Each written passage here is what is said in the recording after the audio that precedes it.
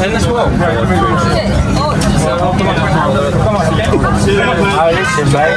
You're making a fucking real mistake. You're putting everything, mate. You're making a real fucking mistake.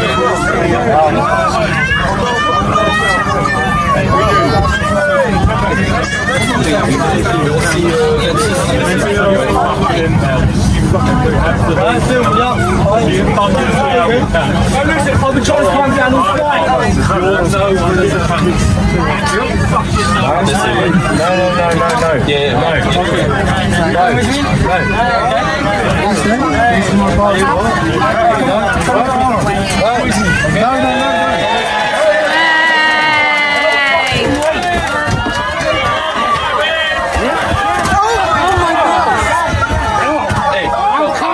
I'm coming, you fucker! You fucking stop!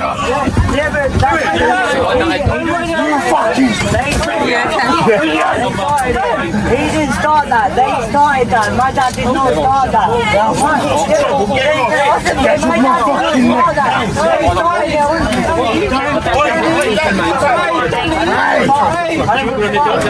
Hey, I'm coming. My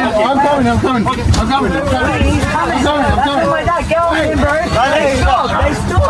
Yeah, but they stopped. Get off him. They stopped. He's what you doing. They stopped, bro. They stopped. That's my dad, bro. That's my dad, bro. That's my dad, bro. Make sure they remain on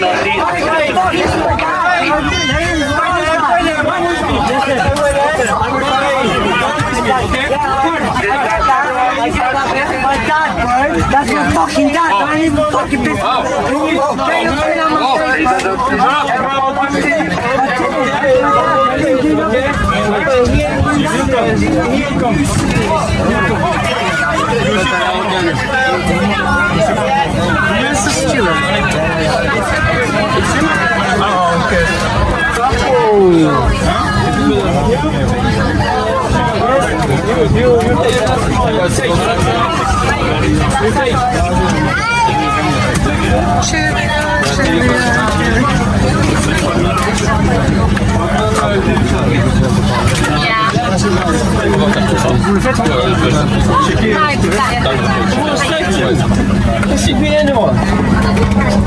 No, I think it is real.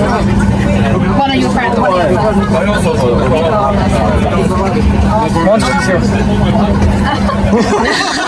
That's all right, yeah? Oh, good, thank you, man. Thank you. Yeah. Well done. Well done. And you guys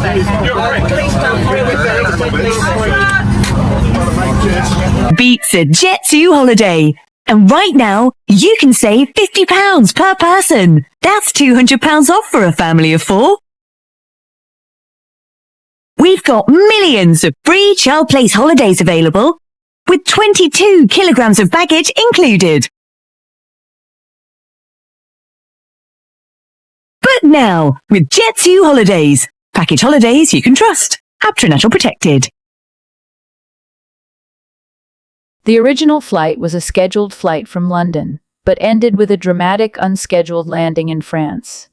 The diversion wasn't due to weather or mechanical failure. It was sparked by a group of disruptive passengers whose antics forced the crew to make an extraordinary call. According to early reports from passengers and flight staff, the situation escalated mid-air when a handful of individuals refused to comply with safety instructions, harassed cabin crew, and disturbed fellow travelers. The captain, prioritizing safety, declared the behavior intolerable and sought the nearest airport for intervention. The aircraft touched down in France, where local authorities were already waiting. Eyewitnesses describe a swift, no-nonsense operation.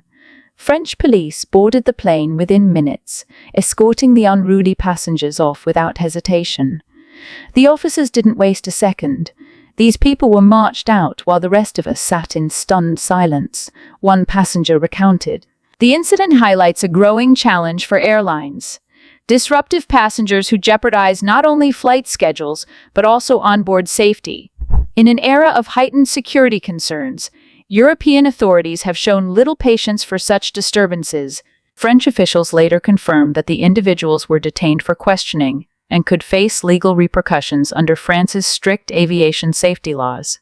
For passengers on the disrupted flight, what was meant to be an ordinary journey became a sobering reminder. On international flights, national borders may be invisible in the air, but the rule of law is just a runway away. We will move on to the next news. Can we talk about migration? Because Shabana Mahmood's going to unveil this plan for a good citizen test. Yeah, I know. I'm really looking forward to this at Labour conference after this headline. I don't know where the... Yes. This headline, where Starmer says you're a racist if you're concerned about migration. So that's going to be a really, really interesting cabinet. Well, this policy, they would say, this isn't racist. Well, apparently not, but apparently it is supposed to go to address the concerns about migration that people may have. Here's a man who was wanting to counter and attack reform on this, and he's blown his chance. He's done it the wrong way. Exactly. Because basically saying to the people who have got genuine concerns about numbers here and whatever, you are a racist again. Once again, he's fallen down that hole. Well, and the communications then don't match between his speech to the Labour conference, and Shabana Mahmood's speech to the Labour conference coming today, where she is talking about putting controls on migration. And deportations. I'm a fan of hers. I think she's the most conservative Home Secretary we've had in a long time. A lot of the proposals being put forward today, I cannot for the life of me understand why a Conservative in the Home Office for 15 years was not putting these forward. You know, ILR, indefinite leave to remain, being extended to the qualification for 10 years. You have to be a net contributor. Your English has to be to a much higher standard than just an automatic box tick that pushes you over the line. All of these things were things that, in theory, we could have done. And to a lot of people, that would just sound like common sense. Absolutely, and I cannot understand why it is that it's the Labour Party scared about reform putting these in place when the Conservative Party was in government for as long as it was and didn't do anything like this. I also think the route between indefinite leave to remain and citizenship needs to be looked at. I don't know that this goes far enough at looking at that.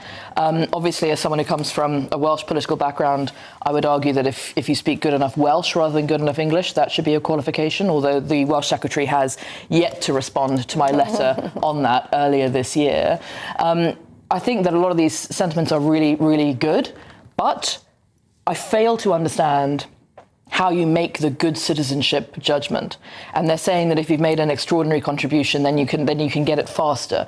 Those are the things I think are going to be held up in the courts, because how is the government making the judgment call on this? Is the Home Secretary sitting in front of 100,000 applications a year going, yes, I think you're a good egg and I think that you're not? And who's checking on who's volunteering? Exactly. And what kind of volunteering are we talking about? And is there a national standard for that? You know, it's very hard to be able to create a minimum standard, a minimum threshold for what you might meet there in the are you a good egg category. I don't disagree that you should be a good egg if you're coming here, but how do you judge it? You'll not convince me that there will be a department within the civil service who will be ready to tick the boxes and say, she's a very good volunteer, that's going to be okay. They won't care less. No, and I think that the box ticking that they have now is easy, and the box ticking that's being proposed is hard. Yeah. And I think that the leap from one to the other is going to be very difficult to achieve within the Home Office. Do you think the party will even